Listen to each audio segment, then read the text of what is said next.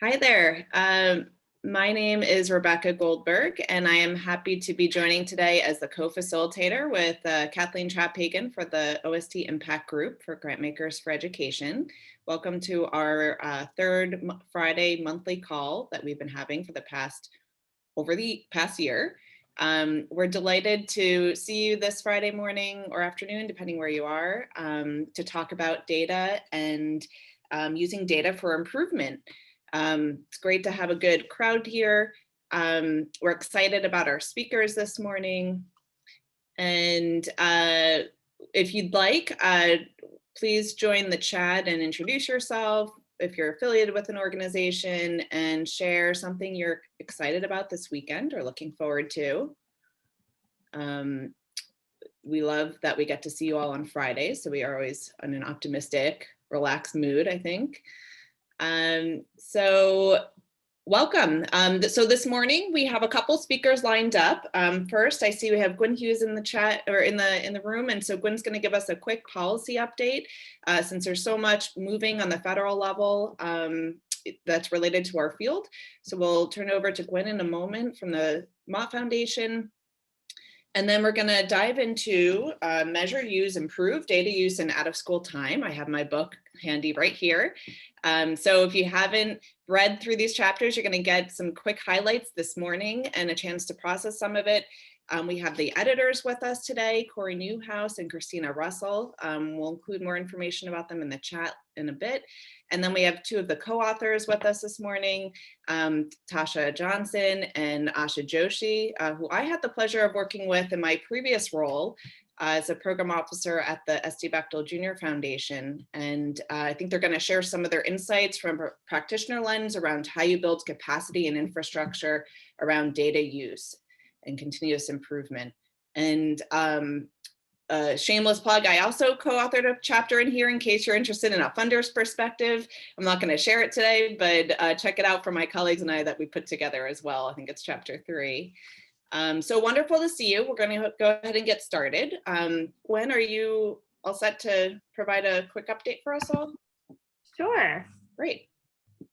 Thank you so much, Rebecca. And as always, it's so good to see everybody. And Rebecca, I agree with you. It's Friday, and this is definitely one of my fun Friday activities is to hang out with all of you guys. So for those of you I haven't met yet, my name is Gwen Hughes. I'm a senior program officer on our education team at the Mott Foundation, and I oversee a lot of our after school national work. And we have been fairly engaged with several of our grantees over the past several months around the American Rescue Plan and the opportunities there. You know, I was getting ready for our trustee meeting, which is at the beginning of June. And this is every quarter we rotate program updates, and June is always our education program update. You know, and putting together talking points for how to summarize this moment of where we are. You know, I think continues to feel like this is somewhat of a once in a generation, probably longer than that moment in terms of education transformation and some of the dynamics that we're seeing on the ground that certainly include after school and summer learning, but go much beyond that into pretty much every area of education, public education, but in general, such an amazing opportunity to sort of look across and see for the first time that there is enough money to support the number of kids that need these opportunities. The question is now, how do we make that a reality with such a, you know, diverse and, you know, people always sort of, one grantee we've had for many years always reminds us, you know, when we say education system, we don't actually have an education system.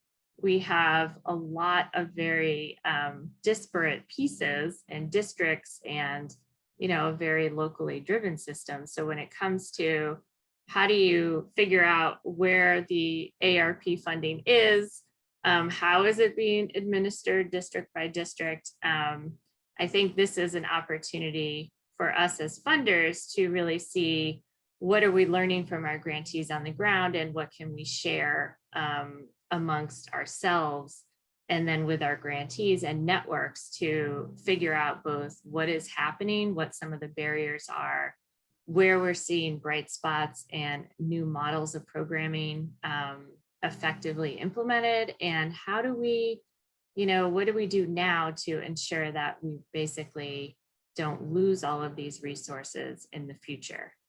So those are some of the things that would love to engage in more conversation with all of you about and hear how you're thinking about this.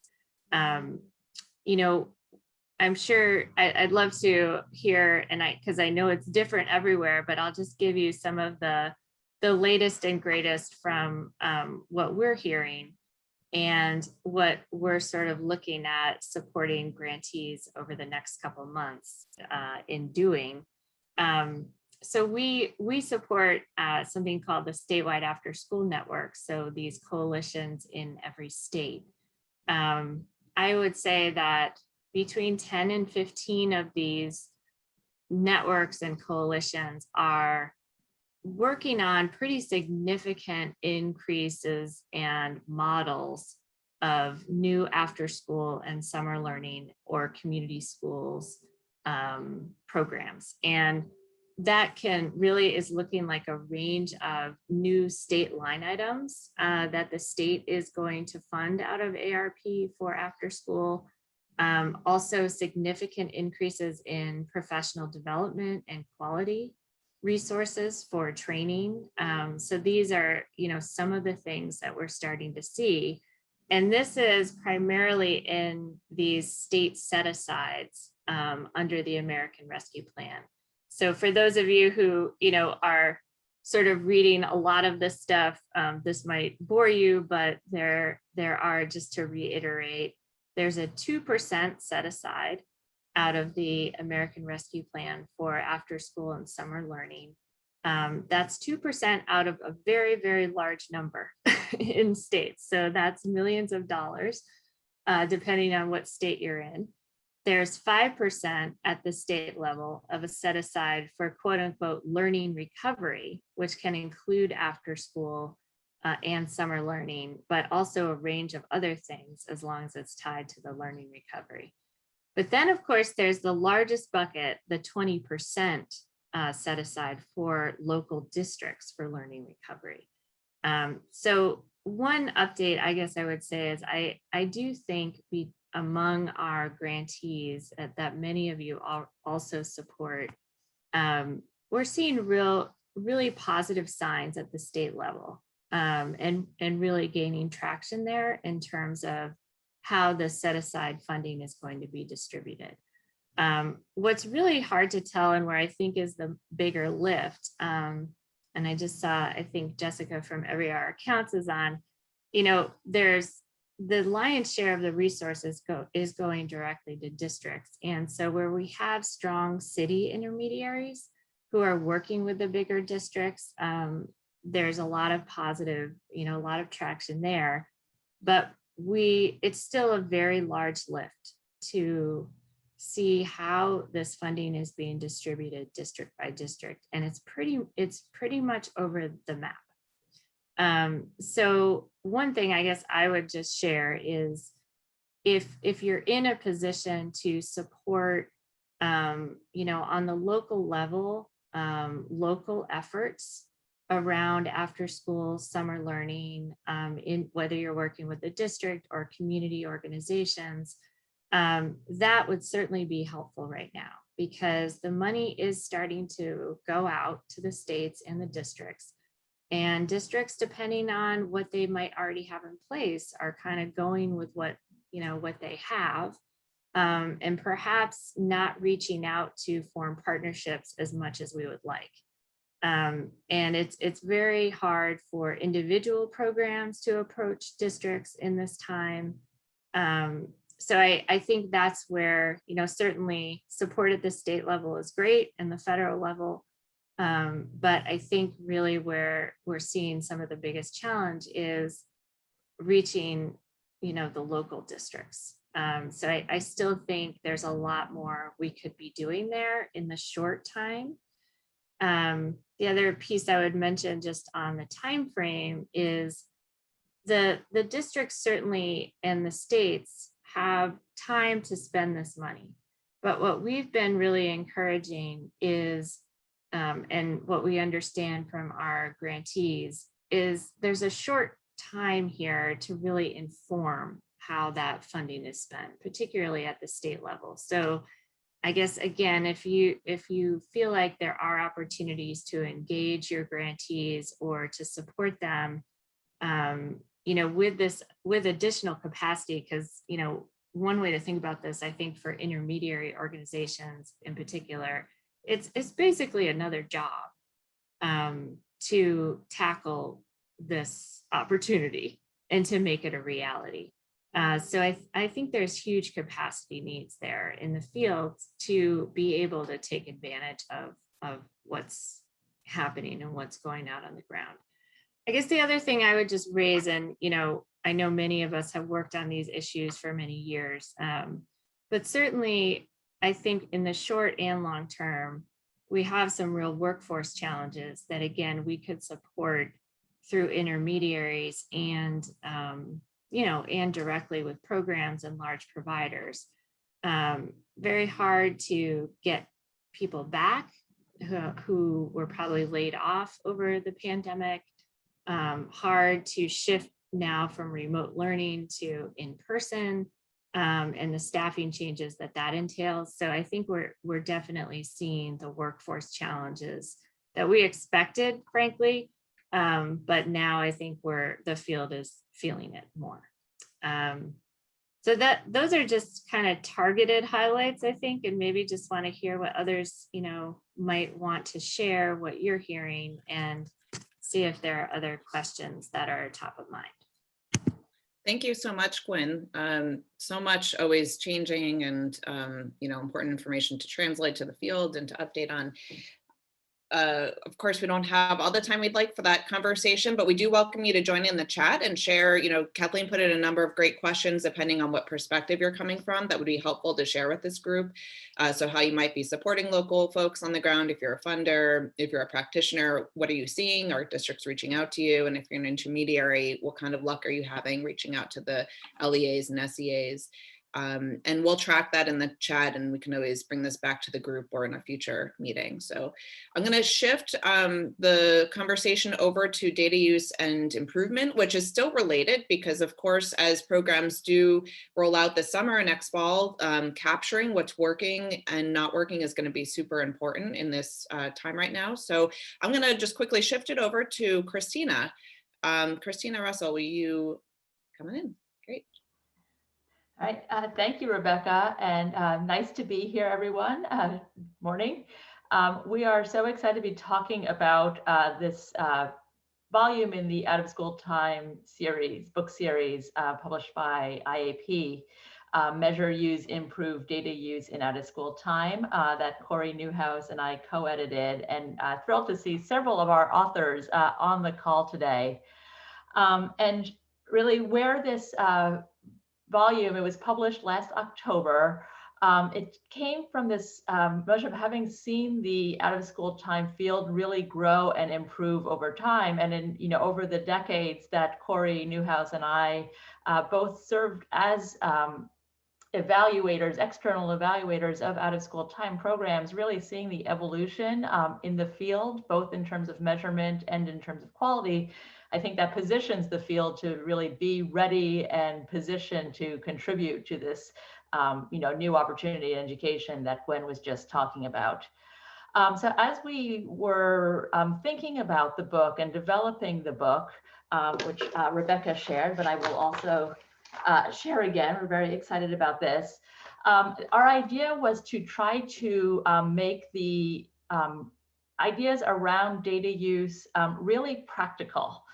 What does not just measurement look like, but what does data use mean for program improvement, and how do practitioners really engage with those data?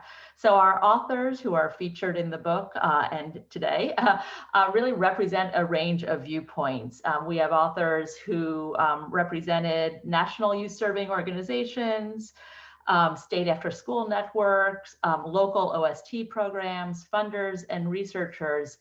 So a whole wide range of perspectives, with our goal in all of the chapters to really explain how a system of out-of-school time out-of-school time evaluation, data use can be built within an organization so that the data aren't just collected for compliance, reporting to funders, reporting to 21st century, but really can be used to improve the program. So we have, I don't know, Corey, if you want to go to the next slide, we have 4 sections in our volume that sort of show that the flow of the book and of the process of really thinking about developing an evaluation system, knowing that folks are at different places and that developing a system of real data use takes time, and it takes an investment of both people and resources in really developing a system that can inform programs in a very practical way. So we start out with some chapters around setting the stage, really making the case for why investing that time in measurement and evaluation can make a difference to programs from the experience of practitioners who did that and who went through the process and refined and saw how it worked over time. The building blocks for evaluation is sort of the where to start. You're thinking about, as an organization, developing new systems, really strengthening your out-of-school time evaluation. What does that look like? Where are tools, where to bite off small pieces, and have some great resources on that. Developing systems of evaluative thinking is a series of chapters showing how to really build systems of coaching and continuous improvement, partnering with staff within organizations to think about using data and using that effectively to inform practice. And then using data and evaluation to improve staff capacity is really thinking, in targeted ways about how to leverage all of the information that comes from data collection, that comes from evaluation, to think about developing staff professional development, onboarding procedures. So we're really excited to have that practical tool and the experiences of practitioners elevated throughout this book to really make measurement accessible and useful. I think one interesting point, and as we have this conversation now with this group, is this was written pre-COVID, right? Thinking about what's being measured, how to measure it, how to really engage staff. And we've been reflecting on and curious to hear in conversations today about what do we take from those lessons learned from these organizations who had spent many years developing programs. What do we move forward? What do we learn and adapt in these post-COVID years ahead of us? So that's my high-level introduction, and I am very excited to turn over the conversation to 2 of our authors. Tasha Johnson and Aasha Joshi, who co-authored, Tasha said, Chapter 6, which is What, So What, and Now What? Game-winning plan for capacity building, which really describes their experience making data accessible and practical at the YMCA of the USA. I love it. I love that photo of the emu or ostrich because I feel like our work was so representative of this strange but beastly, amazingly beautiful beast. Aasha, take it away.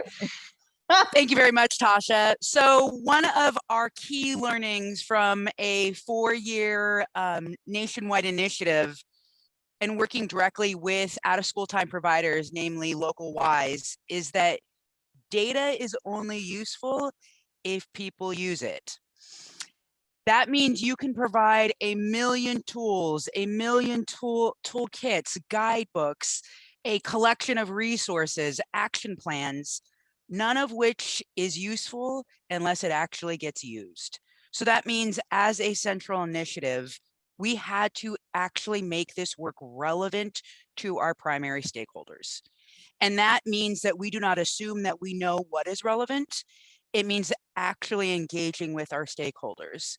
So in the sense of using data, we collected lots and lots of data and actually integrated it into our solution. So this means that we made deliberate time and deliberate space for continuous improvement. So when we were talking to local Ys, doing our focus groups, observing how they worked, taking 1,000,000 surveys, all of that data was intentional insofar that we had a plan on how it was going to be used. And then we integrated all of those insights into our solution. So that means when we're talking about using data, we mean it on both ends, both for program providers, as well as people who are actually designing a solution for these program providers.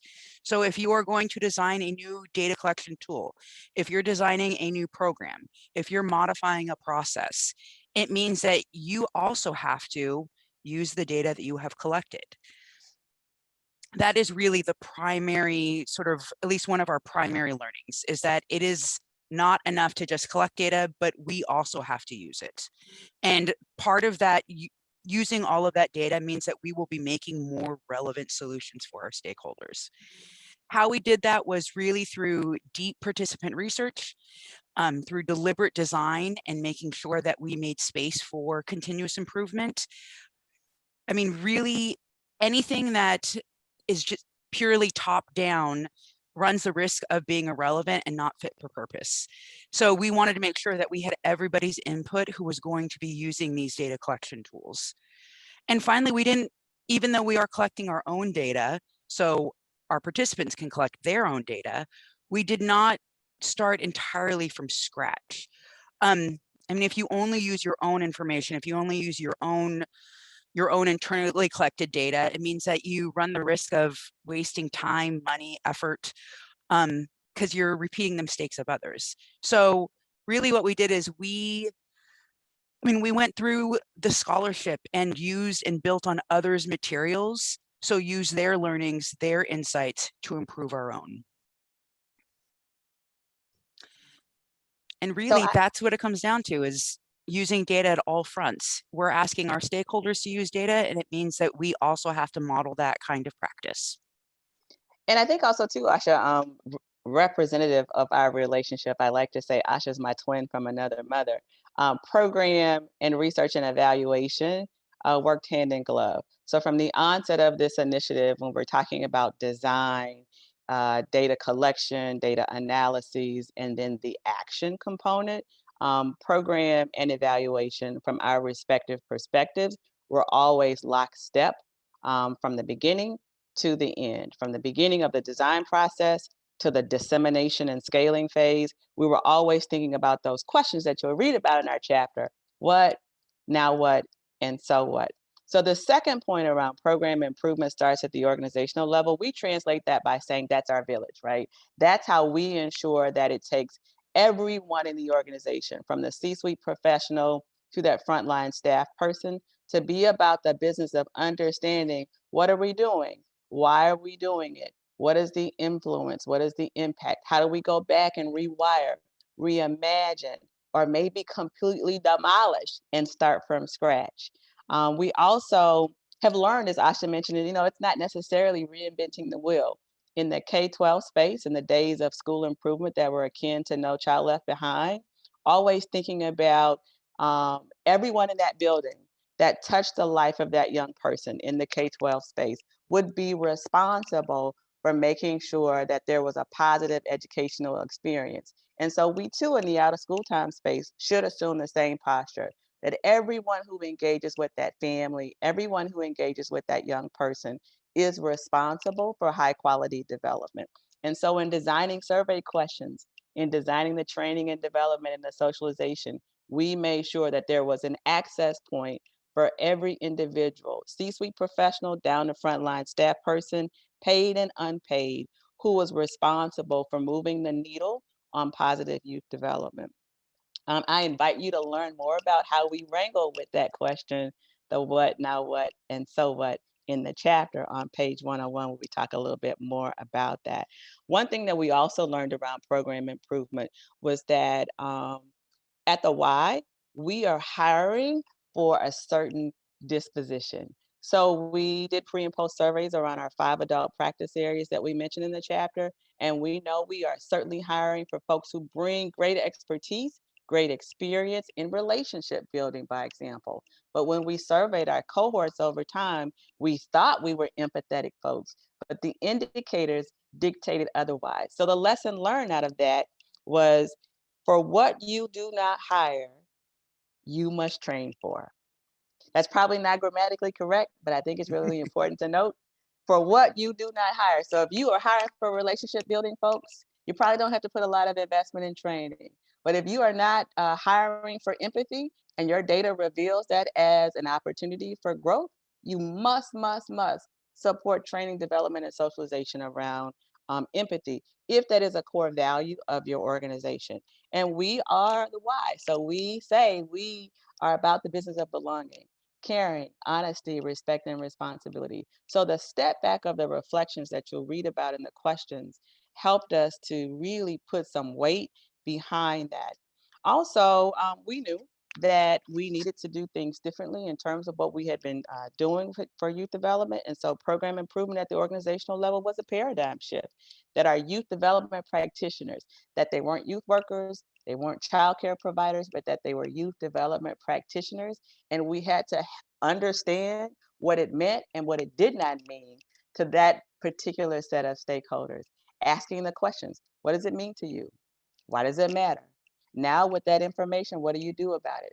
That gave us great opportunities to make tweaks along the way in the cohort model, to make tweaks along the way in how we ask questions, and to also to make some informed decisions around the resources that we either created, such as the YCAP, or procured through some of the other vendors who are doing great work in the social emotional learning space, to arm our youth development practitioners with information that would tell them to what extent what they have designed as high quality program is actually being experienced by their stakeholders.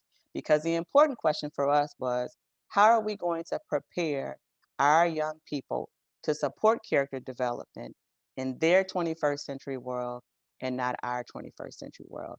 And the really warm and fuzzy piece around the question that we notched through this project was, how can we show up, our youth development practitioners show up to be the adult that they needed when they were a child? And so the YCAP really helped us to be able to concretize systematically, to begin with some competency where skill and will can come together to answer that question. Aasha, tell us a bit about the YCAP. So the YCAP is an capacity, or it's a predictive capacity tool at the organization level. So when Tasha talks about skill and will of our youth development professionals, here we're thinking about the skill and will at that organization level. And we realized as we were doing this work and listening to our stakeholders was that people had lots and lots of knowledge and expertise around programming, but actually how to make those programs stick long term was a big question. And a lot of that was contingent on operations. It's contingent on things above their level. It's contingent on things at that organization sort of C-suite level. And we wanted to make sure that we could gather that kind of information and have those conversations so that WISE and different out-of-school time youth providers could really think about how their programming fits into their bigger picture. So really it is, and there are lots and lots of organizational capacity tools out there. Again, thinking about not reinventing the wheel, as we were thinking about our own organizational capacity tool, we realized that almost all of the tools were individual driven rather than group driven. So they were asking questions, they were much more along a sort of compliance sort of type deal rather than thinking about how are we actually going to have conversations at every single level, from the C-suite down to the frontline practitioner that's thinking about our organization and thinking about our processes and thinking about our capacity to really serve youth. And that's why we created the YCAP. So Tasha and Aasha, I have a question. This is Rebecca. I mean, this infrastructure is amazing, and thinking about, you know, the YCAP and that coming down from the executive suite down to the frontline workers in use. I mean, thinking about timing now and, coming out of the pandemic, I know Wise essentially closed down last spring, then many of them, some stayed open the entire time through summer. Obviously they're back up again and trying to regain their capacity. And as Gwen mentioned earlier, the workforce challenge, rehiring folks is there. I mean, what does capacity look like now at a local level? What are you seeing? Did this, some of this capacity remain in the infrastructure? Does YUSA need to now rebuild? What's your role moving forward? Yeah, I think capacity certainly has been dramatically challenged with the pandemic. But I think that one of the advantages of the YCAP, and we talk about this in the chapter, is that it's not something that can be completed by a single individual, and that there were guides and companion tools to support lots of different kinds of individuals who could come together in an implementation team to actually talk about, from their sphere of influence, their lived experience, what high quality youth development could look like, both aspirationally and also in practice. And so that is actually a benefit of the structure, because when the pandemic occurred and you had these voids in leadership, or there were furloughs or layoffs at the frontline level, you still had enough diversity across these programs to maintain the continuity of institutional knowledge. Because pre-pandemic, mobility of part-time staff, of which many of our youth programs are guided, had always been a problem. So we intentionally never just focus on the C-suite professional, not just focusing on the CEO, not just focusing on the CEO, but building up leadership from the bottom up and sideways. And we talk about that in the chapter to one, develop the profession, and two, to also maintain some fidelity and continuity of the program implementation. That's such an important point. Thanks for sharing that the value of building that capacity at multiple levels is that it will stay even when you go through something like a global pandemic and lose so many staff. There's institutional knowledge there. So I love that point. I want to just draw attention to one other question from Deanna in the chat around, do you see WISE, or at the national level, are you sharing any of the data with your local intermediaries for folks who want to talk about the larger OST system in a specific region? And if I'm assuming, are we saying local intermediaries, meaning our local affiliates or their partners? So I'm thinking, Dan, you're in Pittsburgh. So let's say Pittsburgh, there's a large Y in Pittsburgh. Are they sharing their data they're collecting with, maybe there's a city level intermediary? Yeah. Work in progress, right? So when Aasha talked about data is only useful if you use it, part of our barrier that we faced head on was socializing folks, one, not to be intimidated by data, and to also build data action, if you will, and visualization as a part of their everyday muscle. So yes and no. To the extent that a local Y, particularly those who have more robust structures around assessment, measurement, evaluation, and research, they absolutely are connecting with intermediaries, their philanthropies in the communities, because it is a part of their return on the investment, or ROI. But for others, we modeled the practice of dissemination, which is every time we ask questions where there were opportunities to gather or co-construct, we in turn redirected and reported back on what we learned. So one, be able to confirm, did we get it right?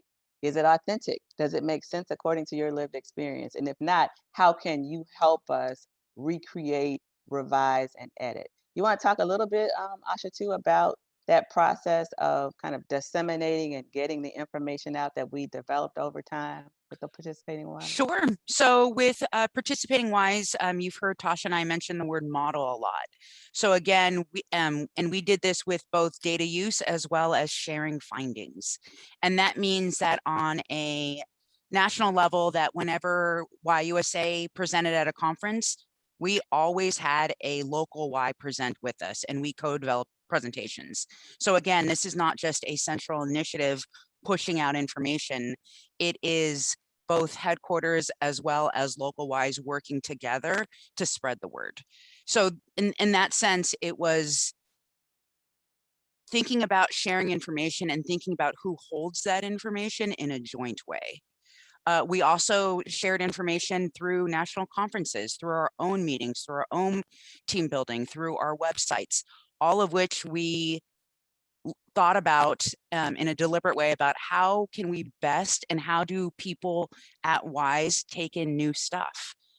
They told us how they were learning new things, and then we then shared our information through those ways. Even the development of the YCAP was co-constructed with local WISE. Yep, we for every version that we had, we checked in. Was this helpful? How did you use this data? And the YCAP ultimately became a validated tool. And part of the strength of the validation is the validation process was really quite easy, because for the previous 3 years, we had made refinements based on the feedback and input from our local WISE. At no point did we just say, okay, here, do this because we want you to. It sounds like this is what you are asking for. Will this solution work for you? Let's refine it. And Rebecca, I know we're going to go into breakouts. I just want to remind people about that concluding paragraph in the chapter, that for folks who are like, okay, we want to be really tactical. Just want to remind you of some parting thoughts that we mused around in developing that ecosystem for capacity building. By measuring what works, rebuilding and repairing the infrastructures of support, and sharpening the acumen and skills of well-intentioned staff and volunteers, youth-serving organizations will positively influence and impact youth. That really were the breadcrumbs that we are leaving to other WISE and other organizations who really want to think systematically, to think rigorously about building capacity for continuous improvement and for impactful transformational change. Excellent. Thank you so much for sharing your reflections on the work and the important work that you've been doing over the last 5+ years. We included in the chat their Aasha and Tasha's bios, and including their email addresses. So I invite you all to follow up with them if you have further questions or want to dig into more of their work that they've been doing. We're going to transition now to small groups so you can have a chance to process what you heard and hear from others.